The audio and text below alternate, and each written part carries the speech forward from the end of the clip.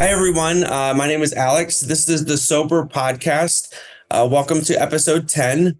I am, again, Alex Garner. I've been sober for about 3.5 years, as you guys know. But I started to bring on guests last episode, and you guys loved it. So I wanted to bring on another guest who to me is quite the face of recovery, at least to me has been in my own recovery. And his name's Tommy Rosen.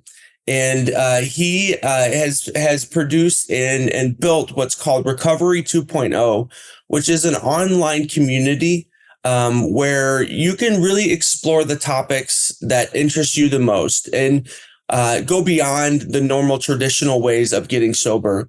So spirituality, union of the mind, body and spirit. That includes breathwork and yoga and just external activities that you can utilize to help you in your sobriety journey. So as you guys know, what a better guest for this podcast, right?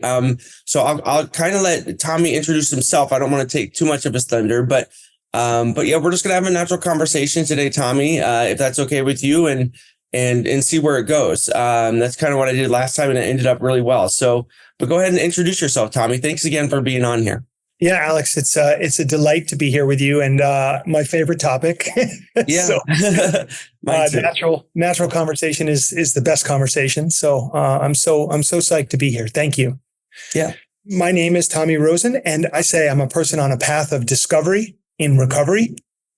And for me, that means I'm willing to show up on a one day at a time basis and be in the effort of being present. In the effort of being present with. Right. With what's going on, and not to be carried away by my mind, and not to be connected in a painful way to the past, but to really find this relationship with the present moment. For me, I call that yoga. Yoga is that place where everything connects, where mind, body, and spirit connect, and where my finite self connect with a power greater than myself, an infinite power or an infinite wisdom, if you will. And so this path of yoga is sort of the main sort of vehicle of my recovery. I consider the 12 steps to be a part of yoga, which a lot of people are like, wow, that's interesting. Tell me about that. Yeah. I'm like, the 12 steps are a yogic process. And that's how I got sober originally, was through the 12 steps. Mm-hmm. And they delivered me from the dark to the light. Mm-hmm. And anything that delivers you from the dark to the light, that is a yogic process for me. Gotcha. So when I say yoga is the vehicle, people say, oh, you're not into the 12 steps. No, I am into the 12 steps. And I look at the 12 steps as yoga, and I treat them as yoga. And so that's a little bit about me. I'm 33 years sober.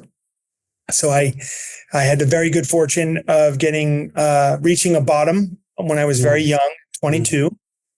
I went off to Hazelden up in Minnesota. I went to treatment, and I got what I needed to get there. And my life started to change, and I would have a year sober after that experience. I would relapse in and out for about a year. Mm-hmm. And I would finally get sober for the last time on June 23rd, 1991, which was 33 years ago. So in that time, my whole story of life is about the frequency of addiction. And we can talk about what that is. That's a vibration, if you will, an energetic vibration of being caught in addiction of all forms. Yeah. And having not just to let go of drugs and alcohol from my life, but later on, all the other things that became addictions, all my attempts to avoid myself ultimately failed, thank God. And I was able to come home to myself. And now Recovery 2.0 is really just an expression of that and helping other people to come home to themselves, which is, I think, what we're here for. Yeah, I love that. I really relate with it in the crowd that's heard my story. I'm not going to bore you guys with it, but just to let Tommy know, I relate to it. AA helped me get sober, but not stay sober is kind of what I say, right? I needed something outside of that. AA like totally saved my life, and I love it. And I still go to meetings like once a week, but I needed something more for spirituality. Like I needed a deeper connection. And that's where I found meditation. So how yoga served for you, meditation was for me, right? It sounds like. And it just opened up this whole world of possibilities. And now, like just recently, about 4 months ago, I started doing yoga. So that's another reason why I was interested in speaking with you again, or speaking with you, because yoga has opened up another level for me. And it's been really, really beautiful with the breath, actually. Right. So I wanted to touch on that too. But what you were talking about, obviously, one thing you said you wanted to talk about it in a little bit, but I just want to attack it now. The frequency of addiction. Like, I think I know what that is, but I would love to dive into that deeper because that is fascinating to me. Sure. So think of your body as a musical instrument. Mm-hmm. And essentially you want to go out in the world and you want to have your sort of, we'll call it the mind body, right? So right. The harmony. Body. Yeah. Beautiful harmony. Yeah. We want to create beautiful music. We want to be in the world in a engaged and purpose-filled and sort of centered, more or less generally content kind of way. Right. When I say generally content, I mean generally content. Like most of the time, your baseline is sort of a sense of contentment. Like everything's okay. I'm okay. It's okay. I don't know many people in addiction. I know nobody in addiction, and I know very few people in recovery who actually have that. If you don't have contentment, but you're clean and sober, that's interesting to me. That's the space that I was in for many years. Yeah. I started to realize like, wow, I'm not doing drugs and alcohol, so I'm not caught in that anymore, but I'm struggling in my relationships badly. I'm struggling in my relationship with career, money, abundance badly. Mm-hmm. I feel so much stress in my mind and body. I feel tight. I'm smoking cigarettes at that point. And so I'm disconnected from my breath and the sacredness of that. On the one hand, I'm like, I really sincerely don't want to use drugs and alcohol anymore. Yeah. And that's real. And that's a miracle unto itself. Yeah. Maybe that's where most people stop. Exactly. That's what I was just going to say, because like, that's what not kind of taught, but like, they're kind of taught to like, this is how good life gets. Right. And it can get better. I think it's what we're shown. Because there aren't enough examples of what I call victory. Yeah. Who can present a more complete package of recovery. I so agree. Where it's not just abstinence. That is a necessary first step. I feel it's a really beautiful, incredible thing to let go of drugs and alcohol, and not only to let go of it, but to reach the point where you're no longer sort of in craving anymore. Like I literally, sincerely don't want that in my life. That's a great place to be. Yeah. Then, if you're observing your life as I was, and I'm being made to observe my life because I'm in pain. Mm-hmm. When you're observing your life and you're in pain, it's like, what's going on here that I'm missing, or that what's out of alignment? Hopefully, you've reached the point in your recovery where you're no longer blaming somebody else for your pain. Right. You're no longer complaining in a way. But you're like, okay, this is mine. I'm going to have to find a way through this. Yes, I'm going to need to reach out and get support with it. Mm-hmm. But this is mine to work on in my life. This is my next lesson plan. Right. And so I treated it like that. And I really realized there's addiction in me. The addiction that's in me is like a frequency, like an energy. Yeah. Like an entity. Yeah. Almost like being taken over. Like, why am I stressed today? Why does my baseline, not contentment, but why is my baseline stress? Yeah. What am I doing? If I'm not blaming the outside world anymore, what am I doing or not doing that is creating this pattern of stress in my life? And so that realization for me was enormous. Yeah. It isn't about the drugs and alcohol. It isn't about the cigarettes, the relationships, the sex, the money, the gambling, the thing, the whatever your thing is. Yeah. Those are just behaviors that come out of the thing that I'm trying to describe right now, which is this frequency, this energetic force field of addiction. Yeah. And if you really want to be free, and you do. Everybody does. You're going to have to face this thing, and you're going to have to find a way to break out of that frequency. Yeah. Now, you mentioned meditation and yoga. For me, all yoga ends in meditation. Right. So yoga literally is. Yeah, I agree. What happens through the meditative state. Yeah. We think of yoga as just a physical practice, but let's expand that. Yeah, definitely not. Let's think of yoga as a life path. Yeah. Which has multiple levels of things taking place, mind, body, spirit, all kinds of development and transformation and becoming and growth. And it's a wonderful thing. So yoga is the vehicle by which we change our consciousness. We can elevate and develop our consciousness, meaning we can become more aware. Right. Oh, yeah. Conscious. And it also helps us to change, literally in the minute, it helps us to change our frequency. Literally, like you're like tuned on a radio station to radio addiction. Yeah. And you want to change the channel. I like that. To radio connection or radio recovery or radio love or radio happiness, content. Happiness, contentment. Yeah. And so you need to learn how to change the dial. Yeah. Now, there are many ways to do it. All of them, to me, go under the umbrella of yoga. I'll give you some of them. Yeah. Walking in nature, aware of nature. Yeah. See, that's yoga to me. Yeah. Okay. Also, getting on a yoga mat and paying attention to your breath and your body and your movement. That's a yogic process. Yeah. Connecting with another human being and being very present with them. Listening, sharing from your heart, listening from your heart. That's a yogic process. Reading spiritual texts, waking up in the morning, getting out of bed and doing a practice to get out of the sort of the tar pit of the mind, and bring yourself present. Eating and approaching food in a very conscious way. That's a yogic process. So what is the definition of yoga to you then? Union. Okay. Union. Nothing more. So if yoga is union, meaning the place where everything is connected, and I tell you that there's nothing that's not connected. There's nothing in the universe that's not connected, even though we're not aware of it all the time. Right. There's nothing in the universe that's not connected. We live in a possibility of yoga. Right. Union. Right. So there's nothing that's not yoga. Yeah. From the perspective of the place where all things come together. Right. Addiction is the place where nothing connects. Right. The opposite of addiction is connection, right? Exactly. Yeah. So the opposite of addiction is this state of yoga, which is that state of union, which a person can experience each day. Yeah.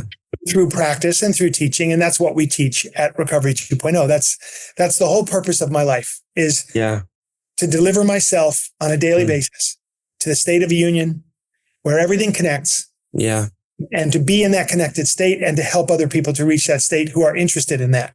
Yeah. I think there's a lot of people that haven't discovered the connection part yet, but I think like in my world, there's a lot of people that have discovered it, but they don't know how to do it on a daily basis. Right. And, or they have a routine. Like for me, I'll just take the example of me. So I have a great routine. I go to yoga almost every single day, but I don't get there every day. Right. Like, and that's okay. Right. But I continue to try to get to that union, but I know it when I'm in it. Like I'm completely aware.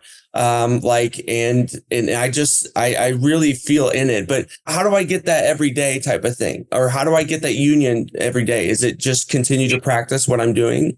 All right. So let's take a step back. It's a deep seated question. I know. Yeah, it's a great question. It's a lot to cover. All right. So when I got sober, it's 1989, or the last time, 1991, I understood the world in a certain way. Right. I could only see what I could see. Right. You don't know what you don't know. I don't know. I didn't know what I didn't know. I still don't know what I don't know. Right. But I know a lot more than I used to know. Yeah. Much more aware. My vision, my tunnel vision of I need to get high today. Where am I going to get my needs met today? Yeah.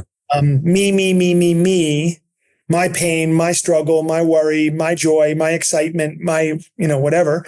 That very, very small way of existing in the world started to expand. Right. Through the practice of yoga, which, as I mentioned, included the 12 steps, especially at the beginning for me, you start to refine your energy. You literally start to change. Yeah. Your mind starts to change. Your body starts to change. The thoughts that come into your mind start to change. The focus of your life, the things you're thinking about, the people that seem to come into your life, it starts to change. You're not changing it.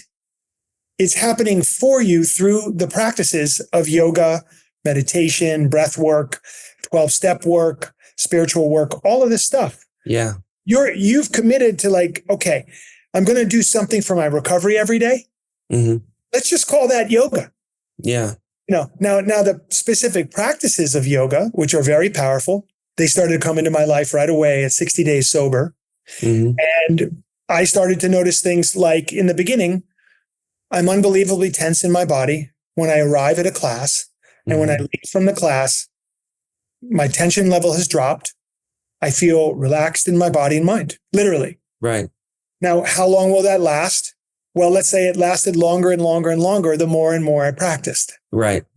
And I also, like you, not an everyday guy. That's hard for us, like not us meaning all human beings, but especially people in recovery. Very often we have a hard time developing consistency. Right. Habits. Yeah.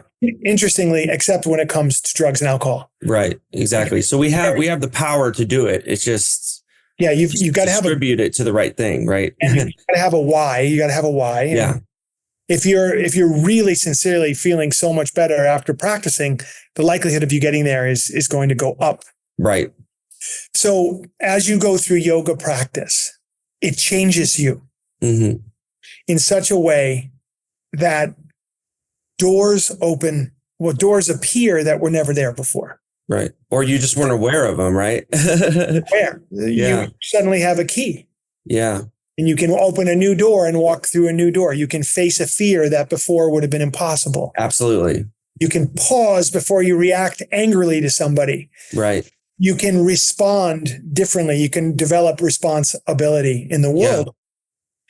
Yeah. And so your entire life starts to change. And the one day at a time thing, in Recovery 2.0, we emphasize morning practice. It should be obvious to everybody why we would emphasize that, because before your mind gets on top of you right. and starts to drag you around the world, we prefer to calm the mind, center ourselves in something greater, and then go out into the world from a calmer place. And then we get to direct the mind to serve us rather than being the servant of the mind. You never want to be that. So because we emphasize morning practice, in our community membership, we're up at 6:00 every day together practicing live on Zoom every single day of the year. Yeah. 6:00 on the West Coast, 6:00 on the East Coast, 6:00 in London. Every day. Good. A community of people will be there to meet you, to do a very accessible 30-minute yoga practice. And then we all hang out with each other for another 30 minutes. Yeah. And that hour together in the morning. And guess what? We have dealt with the frequency of addiction. Yeah. Dealt with the possibility of loneliness creeping in. Yeah. We have dealt with the stress, the anxiety, and the depression.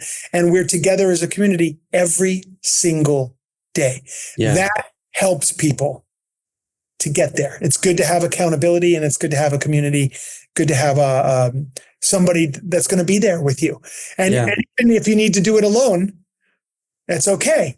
I'm getting up, I'm doing sadhana by myself right back here. Yeah. It's the gift that keeps on giving. It will change your life forever. I tell people in recovery, like, my God, please spend a few months with us. Yeah. And just give this a try. Yeah.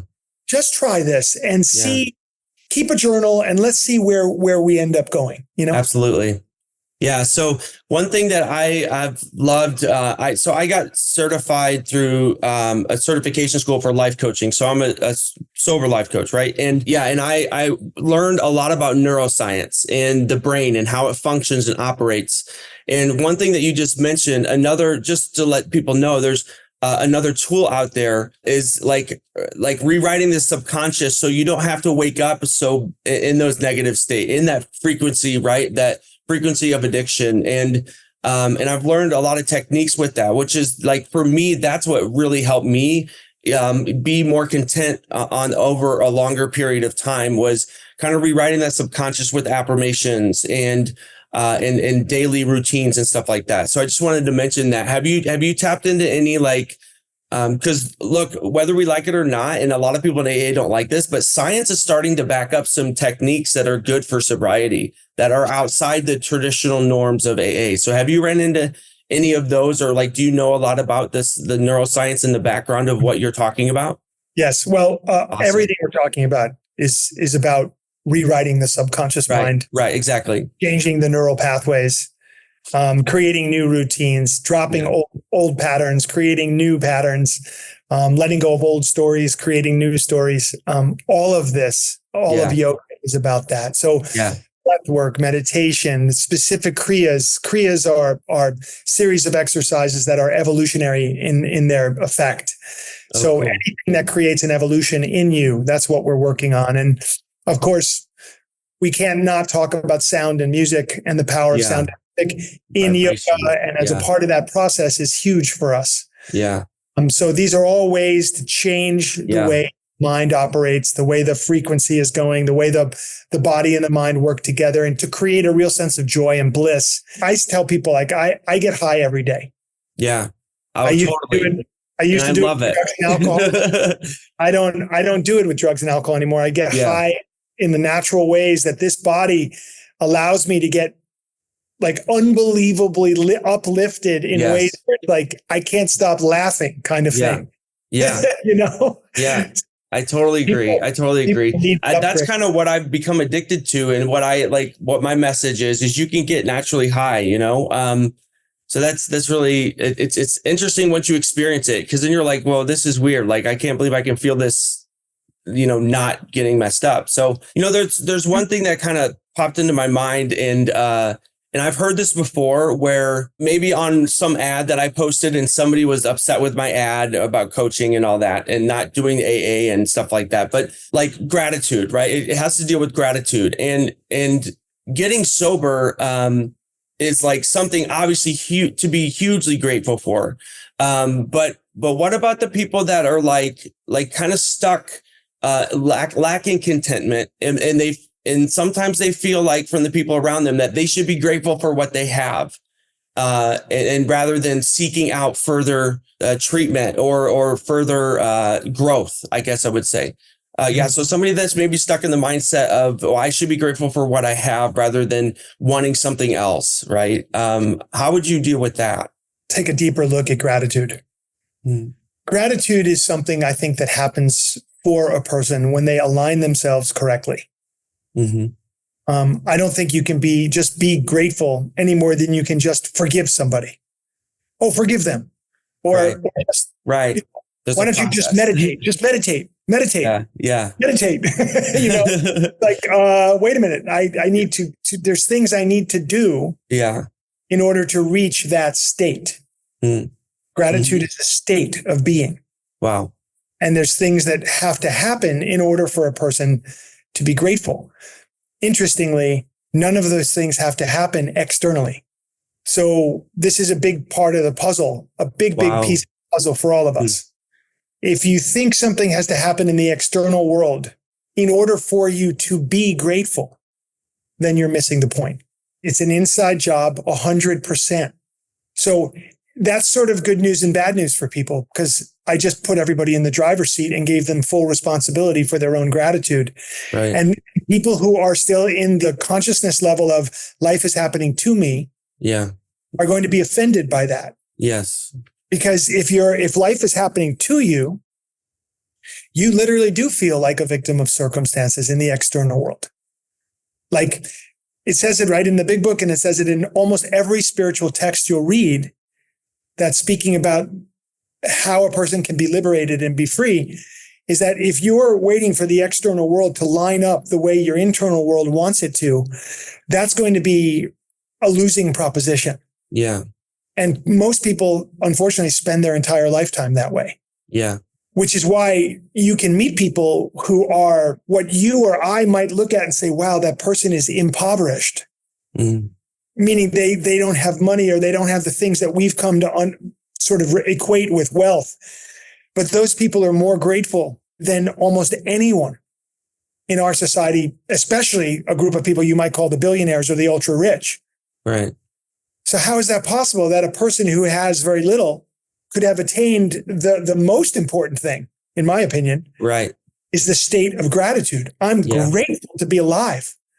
I'm grateful for this body, this mind. I'm grateful for the gifts I do have. I'm grateful just to be here. And yet, if you wait for it in the external world, it's never come.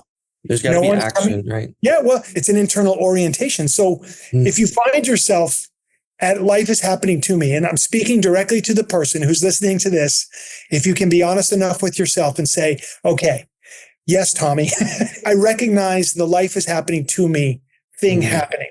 Mm-hmm. That means that you feel like a bit of, like you're out of control.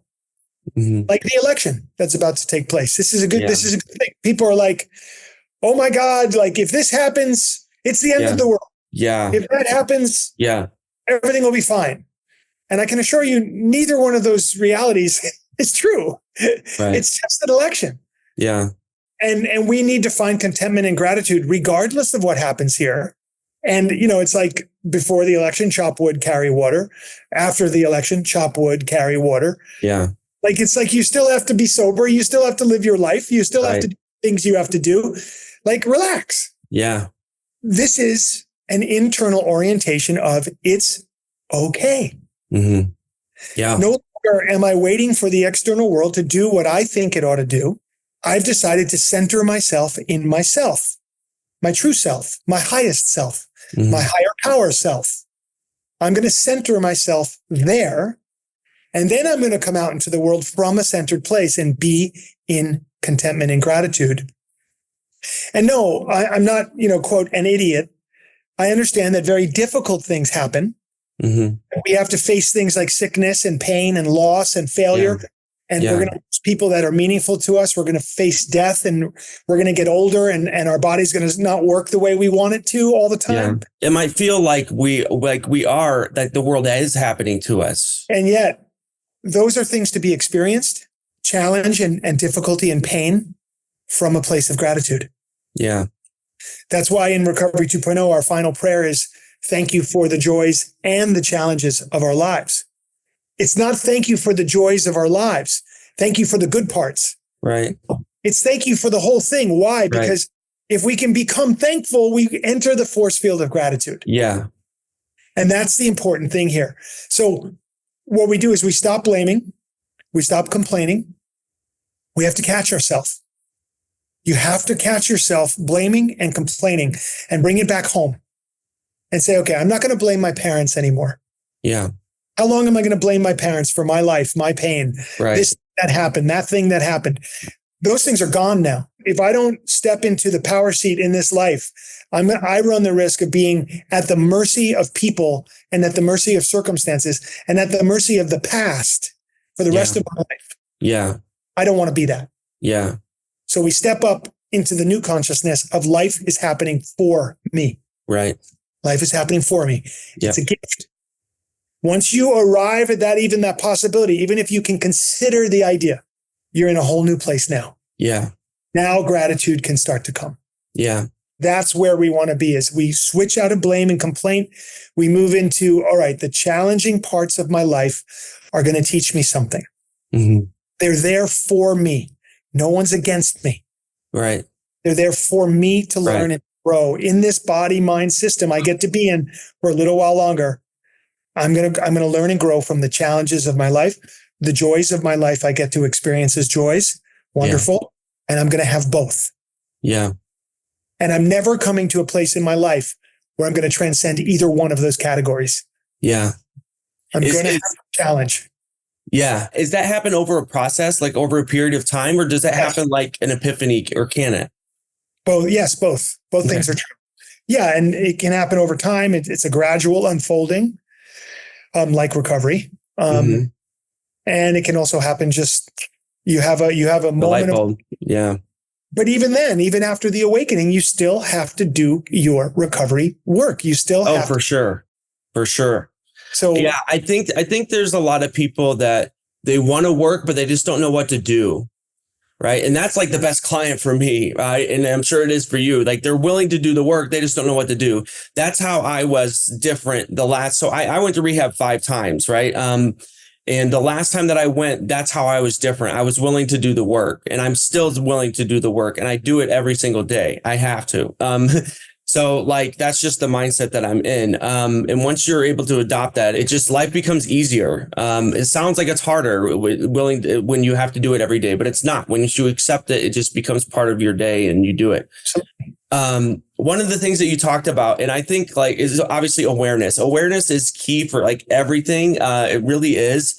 But what would you say is your definition of awareness?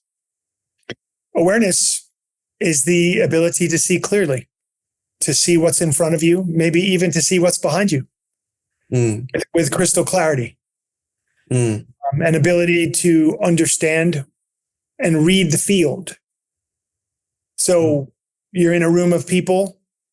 You're not just aware of your own insecurity of being in a group of people, but you're looking around the room and you can notice what's going on with other people. Mm-hmm. You're aware of the situation. You can see body language. You can see little facial things that you can find the person in the room who feels the most lonely. Yeah. You can walk over to them and put your hand out and say, "Hey, what brought you here tonight?" Yeah. You start to see the field in front of you. Yeah. And whereas before it was just like, I'm so caught up in my own needs and my own worries, fears. You take the blinders off and the whole world shows up in technicolor and you become aware. Also, we're speaking with that word awareness of attunement. We spoke about frequency and the body mind system as a musical instrument. So we're talking about attunement, or the radio station of tuning to a particular channel. You can tune to yourself to channels where you become more aware. Right. An example would be if you sit down quietly in nature, let's say a quiet, natural place, and you start to hear things, feel things, sense things that you weren't aware of when you were moving or running or rapidly moving through life. Right. So there's an attunement to a more subtle, calm frequency. Yeah. Where you get turned on to, oh, there's more here than I was aware of before. Yeah. Absolutely. Yeah. You know what I mean? And so that's what I think of awareness. And that gives you more to be grateful for, right? Because you're noticing the things that you like. It's kind of blows your mind when you sit back and you actually you become more aware, and you're aware of the things that have always been there, but you just never saw them, and it gives you more to be grateful for. So it feeds into that gratitude, right? Yes. So as a new entrepreneur, I'm interested in hearing your story with Recovery 2.0 and what inspired you to start that, to create that and do that. Recovery 2.0. Well, it came out of my desire to pass this on. The teachings I got from my teacher, which I'm sharing with you now, and being able to pass on a more comprehensive, effective, powerful, complete approach to mental health and addiction problems.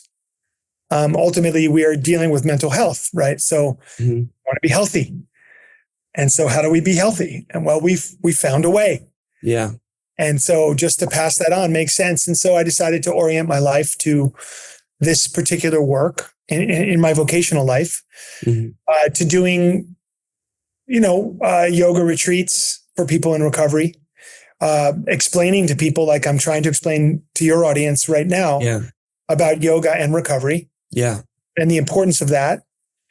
Creating a space for community to meet. Like I said, we meet every single morning of the year, practice together in the spirit of recovery. Like that's pretty cool. Yeah, it's amazing.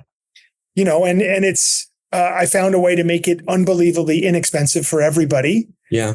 And so here we are. Yeah. It's awesome. That's it. We work every day at trying to reach more people and trying to be better at our communications and trying to serve the people that are in our community. And that's what we're working on. Yeah. Can you discuss the importance of addressing the mind, body, and spirit in the recovery process? Like how important it is to kind of link those three rather than just get sober, right? Yeah. How do you, Addiction works on a human being at the level of mind, body, and spirit. Okay, so addiction, it is holistic in its attack. It will leave no part of you out. Yeah. And so the recovery response has to be mind, body, and spirit as well. Addiction, so on the physical level, we can all understand addiction hurts the physical body. Yeah. From the stress that we carry to the if it's substances, the intoxicants we take in, Jesus, I used to smoke cigarettes, smoke pot, and smoke crack. Mm-hmm. It is a miracle I made it. And that my poor pink lungs survived that onslaught. Like addiction crushes the physical body, also the nervous system and the endocrine system and all the systems of the body. So physically, we get it. Mentally, addiction, like I said before, the mind is a terrible master. Yeah. And a great servant. The mind is a great servant. So in addiction, the mind masters us. And everybody I speak to in recovery, I'm like, you know what I mean when I say the mind masters you? And they're like, oh yeah. Yeah. I know exactly what that feels. That's addiction.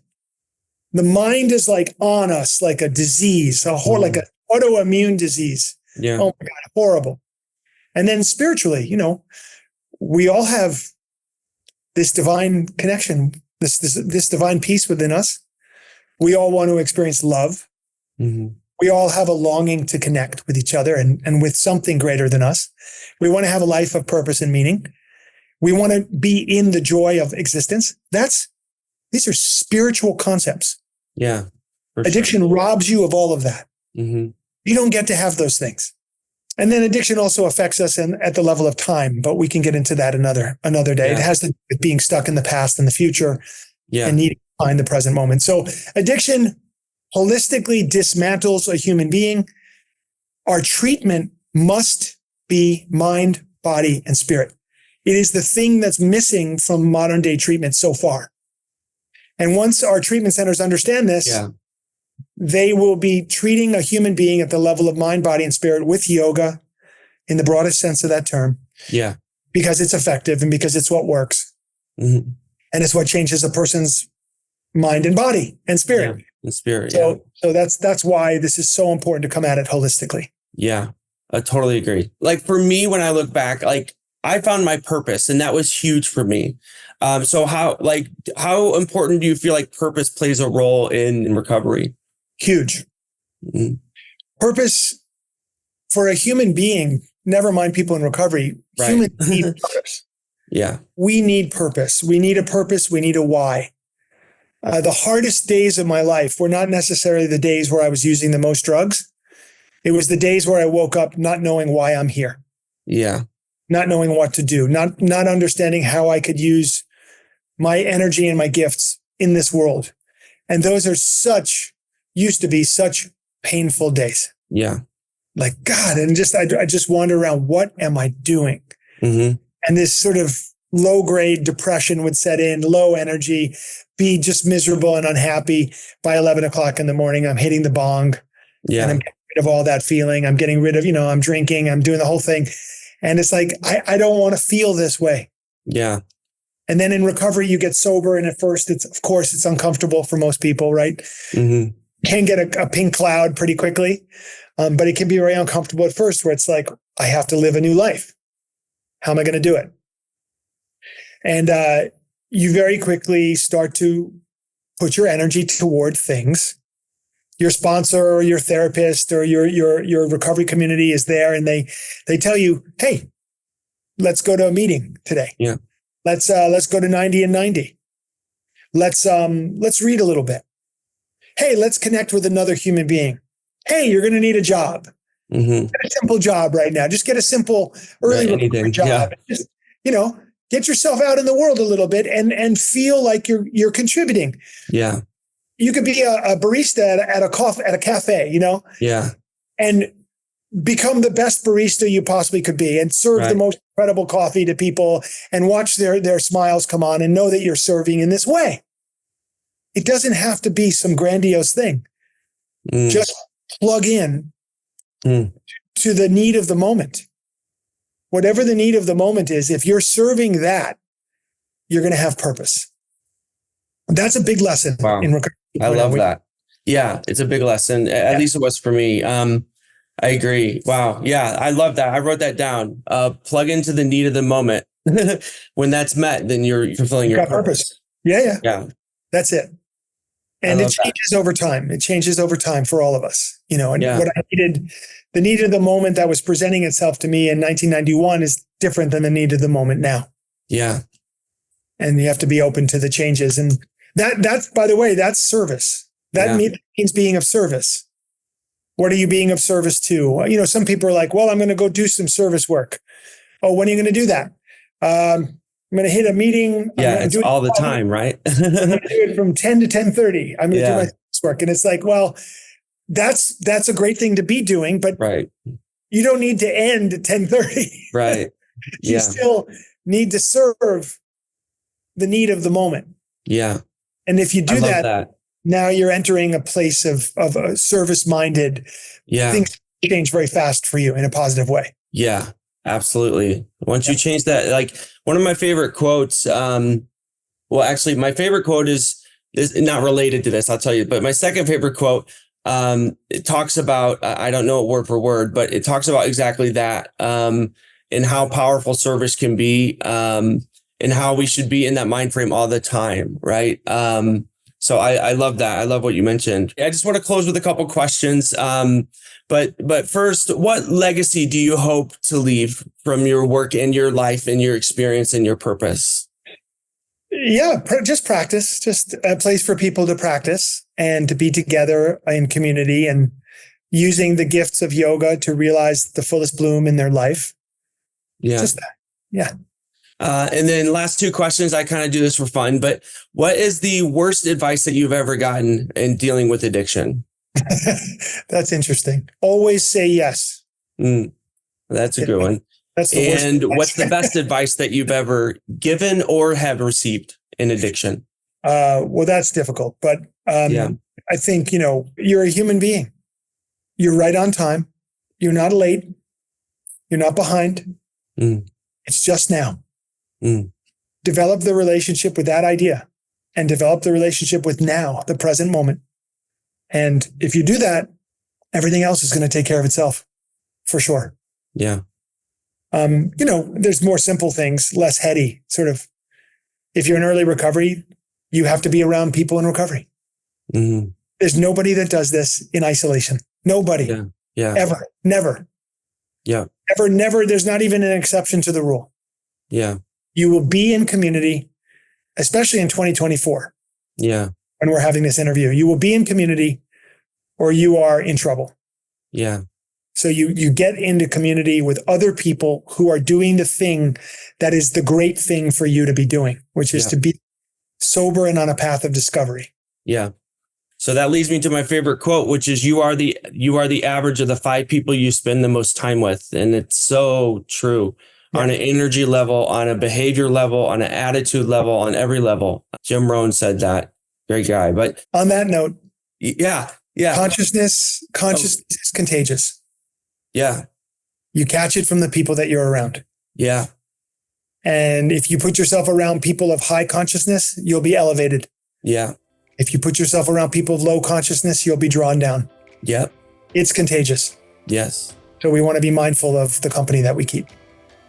That's a great way to end, man. A great way to end. Listen, thank you so much for taking your time. And best of luck and best of love with everything with Recovery 2.0. I love what you're doing. Thank you so much.